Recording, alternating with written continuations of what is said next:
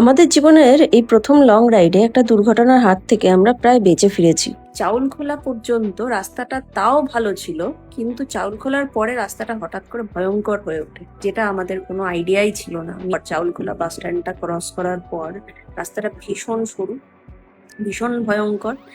রাস্তার সামনে থেকে যেরকম বাসগুলো ডান দিক চাপিয়ে চালাচ্ছে, এবং পিছন দিক থেকেও ওই সরু রাস্তায় যেখানে মোটামুটি একটা বাস গেলে আর কিছু দাঁড়ানোর জায়গা নেই, সেখান থেকে বাসগুলো ওভারটেক করছে।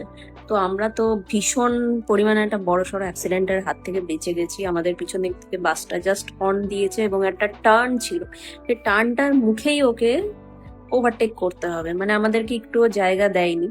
সেখানে আমরা রাস্তা থেকে পুরোপুরি নেমে গিয়েছিলাম, আর একটু হলে হয়তো আমরা ক্ষেতের মধ্যে ঢুকে যেতাম, অথবা গাড়িটা স্লিপ করে গিয়ে যে কোনো দুর্ঘটনা করতেই পারতো। এই প্রবলেমটা ফেস করেছি। তো আমরা ভেবেছিলাম আসার সময় এই রাস্তা দিয়ে তো একদমই আসবো না, আমরা আসার সময় দীঘা মেরিন ড্রাইভ হয়ে আসবো, যাতে এই চাউলখোলা থেকে দীঘার যে স্ট্রেচটা সেটা আমরা অ্যাভয়েড করতে পারি।